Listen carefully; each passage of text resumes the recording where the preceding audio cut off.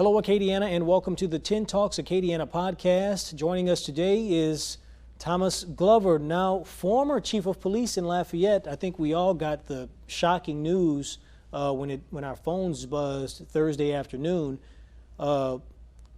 Thomas, it's weird not calling you Chief Glover, but what happened? Was this expected?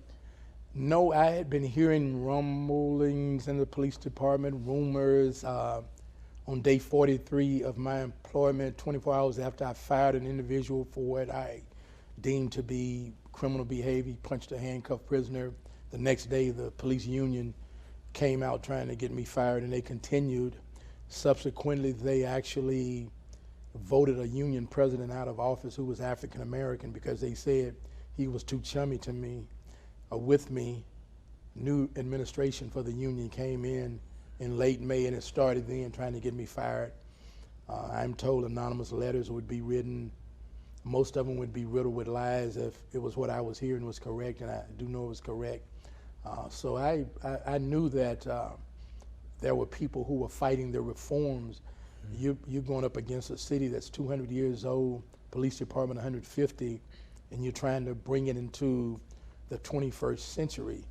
And there are people inside the police department who did not want that to happen. Right. And because I was an outsider, I guess, and was making change, they didn't want to see that.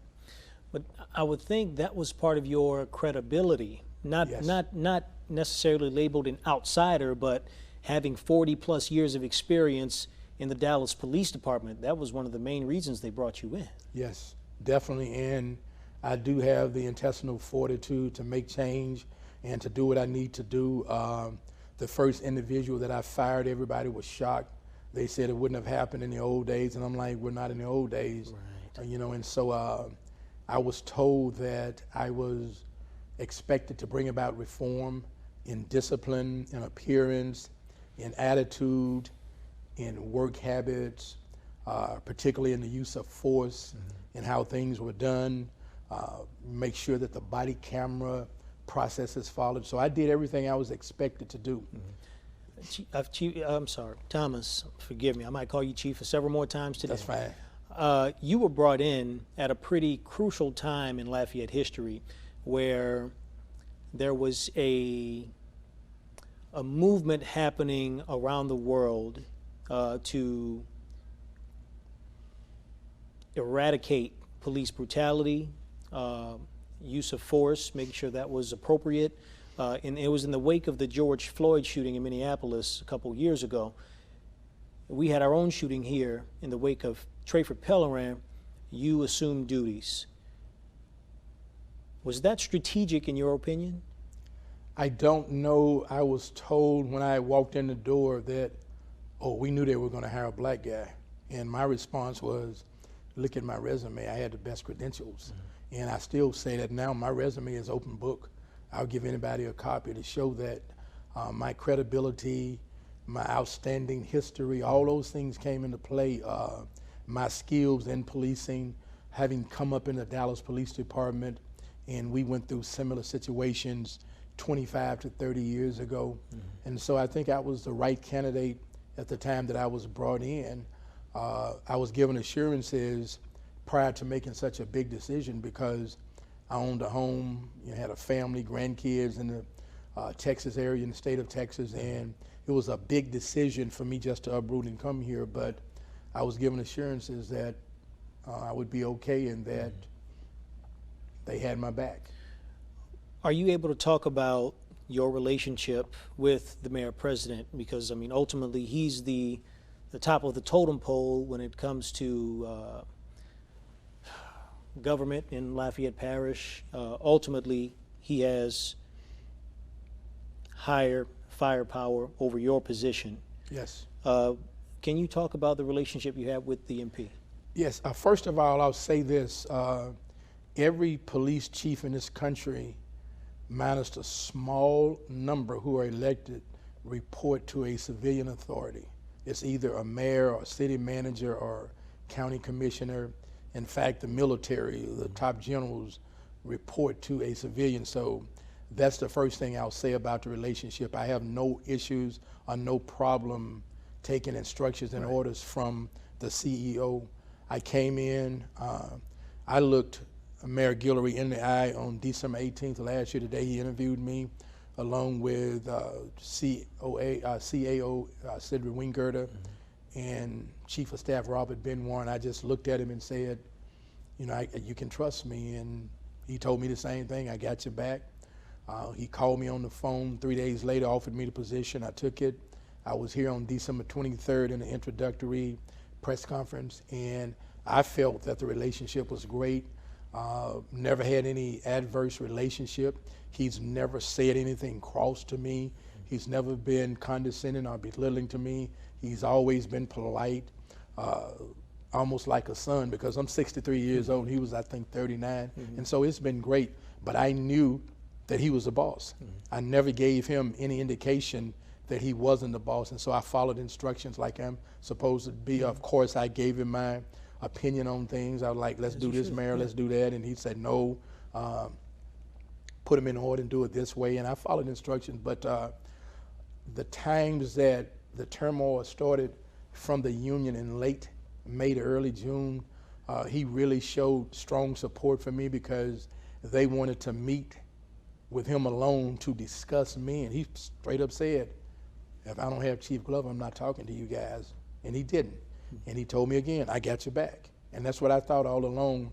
And I knew that by the time I started to have an impact in making changes, that they would start getting closer and closer to pushing him.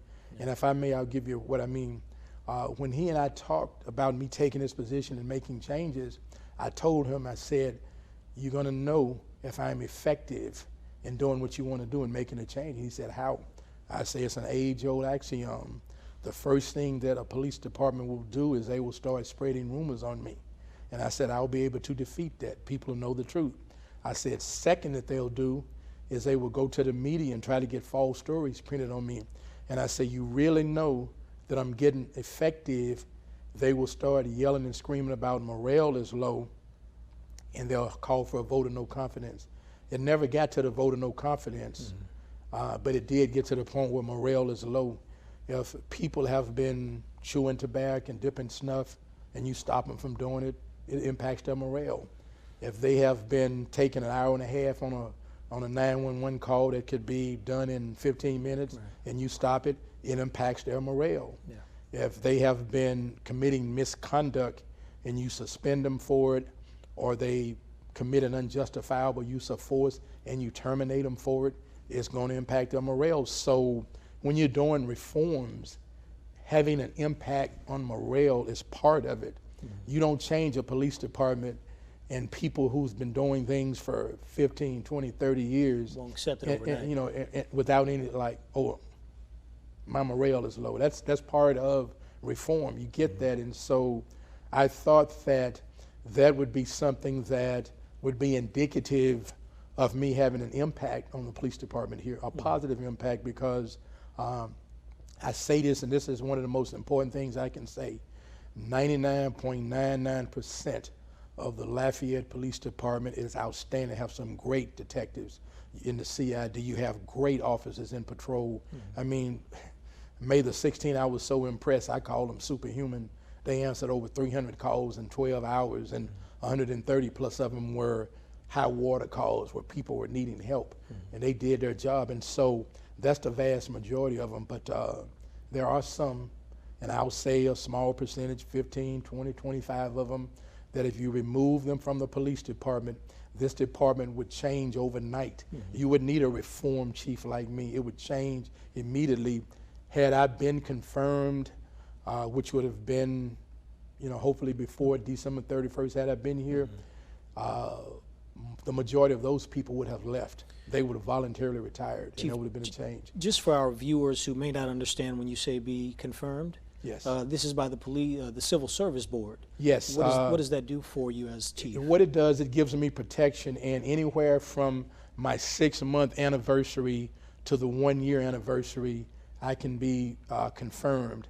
I actually thought I was doing a good job, and after 6 months, which would have been July 1st or later, that I would have been confirmed.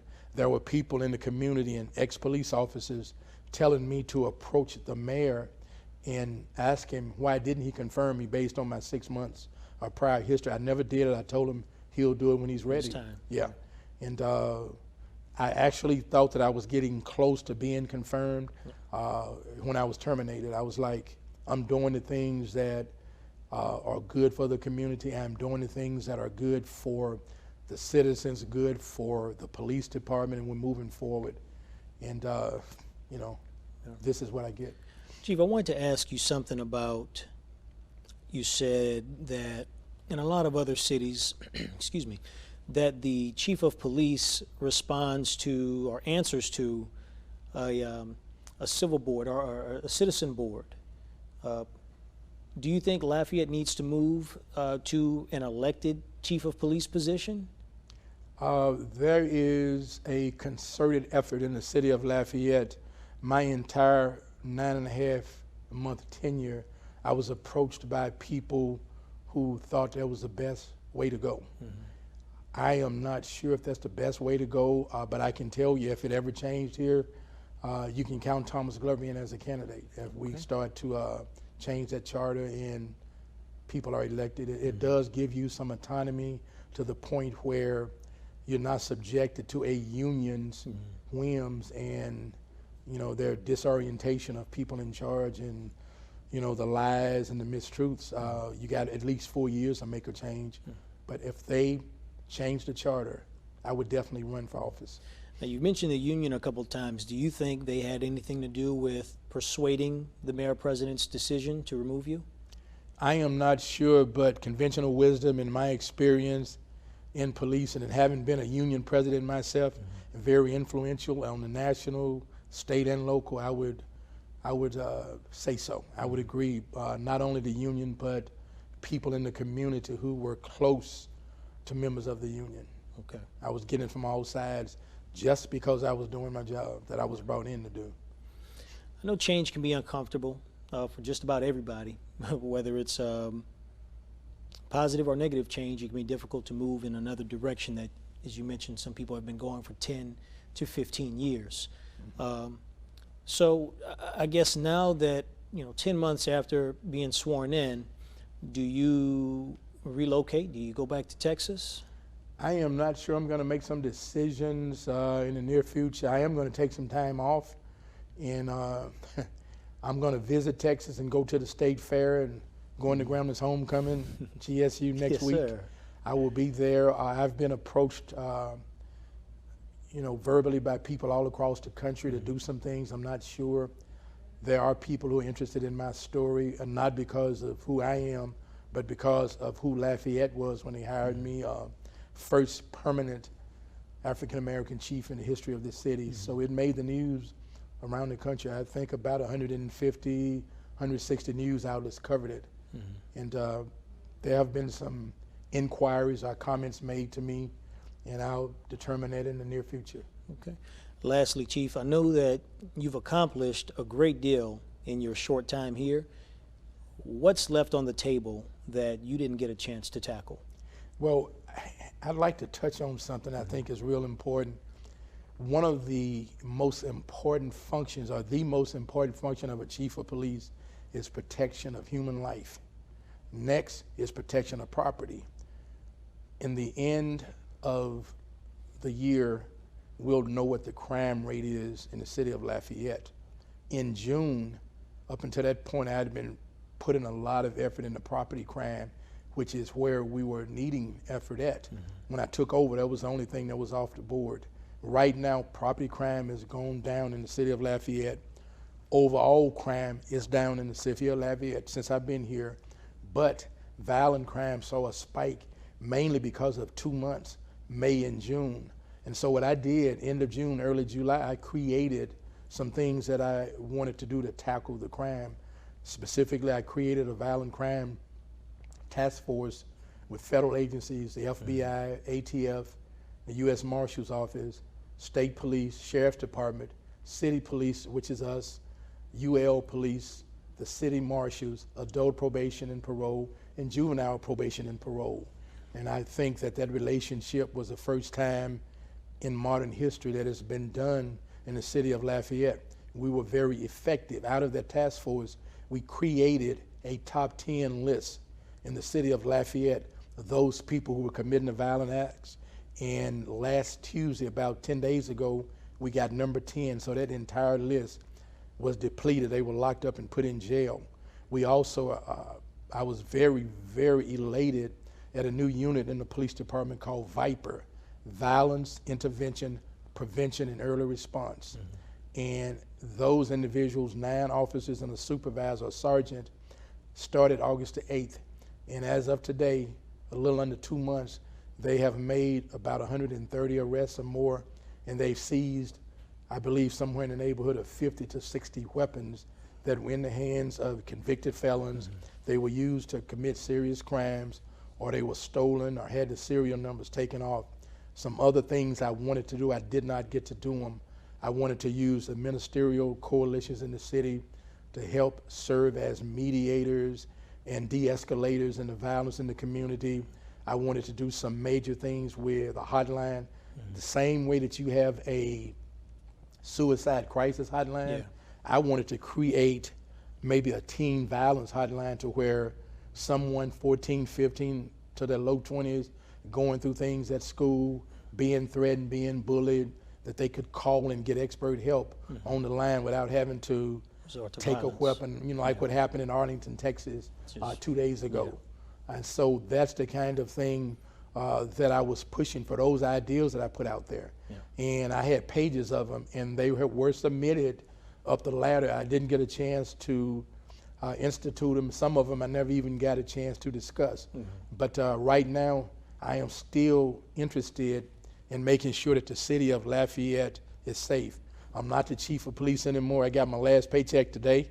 I will be leaving this TV studio and going to meet someone in the community that I believe can help us in this city stop some violence. And those are the kind of things that I do. I care about this city because it accepted me graciously. I don't wish any ill will on anybody on the department. I thank Mayor Guillory and the CAO, Sidra Wingirter, for giving me an opportunity to serve the citizens. I did the best I could. I gave not 100%, but 110%. And so I have some decisions to make. I'm not sure if I'll get back into law enforcement. It is a very, very demanding, stressful job. Very seldom did I get 5-6 hours of sleep. You know, and I'll say that I did enjoy it, though, and I would do it in a heartbeat again. And I'm serious.